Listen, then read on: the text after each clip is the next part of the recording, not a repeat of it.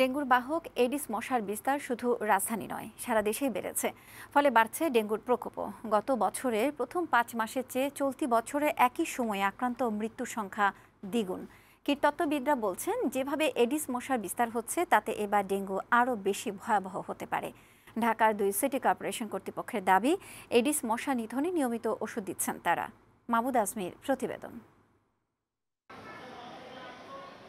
ডেঙ্গুর মৌসুম শুরু না হলেও এবার বেশ আগেভাগেই আক্রান্ত রোগীর সংখ্যা বাড়তে শুরু করেছে।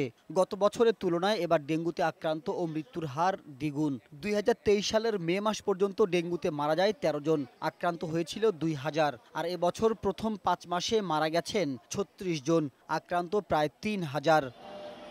2023 সালে দেশে 24 বছরের ডেঙ্গুর রেকর্ড ভেঙেছিল। জানুয়ারি থেকে ডিসেম্বর পর্যন্ত 3,21,000-এর বেশি মানুষ ডেঙ্গুতে আক্রান্ত হন আর মারা যান 1,705 জন। কীটতত্ত্ববিদরা বলছেন, জুলাই, আগস্ট ও সেপ্টেম্বর মাস ডেঙ্গুর পিক সিজন। এবছর ঢাকার বাইরে বেশি আক্রান্ত হচ্ছে।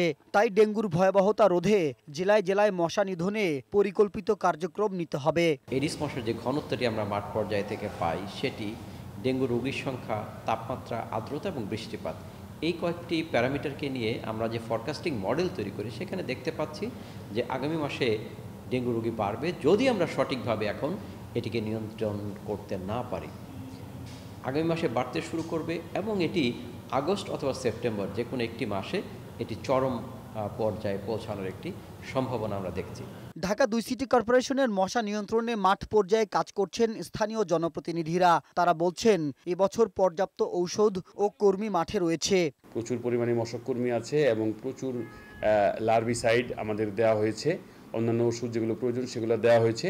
আমরা বাড়ি বাড়ি যেয়ে এগুলো প্রয়োগ করছি এবং আশা করছি যে এর ফলে এডিস মশার উৎপত্তি ধ্বংস হবে এবং এডিস মশা খুব বেশি প্রাদুর্ভাব আমাদের এখানে দেখা যাবে না। আমার ওয়ার্ডে মশক কর্মী যা আছে, তারপরেও আমরা অন্যান্য ওয়ার্ড থেকে আমাদের ওয়ার্ডে এনে তাদেরকে একসাথে কাজ করাই।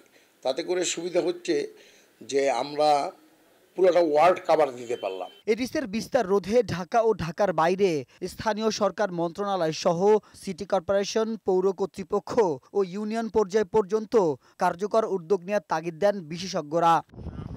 মাহমুদ আজমি, বৈশাখী সংবাদ, ঢাকা।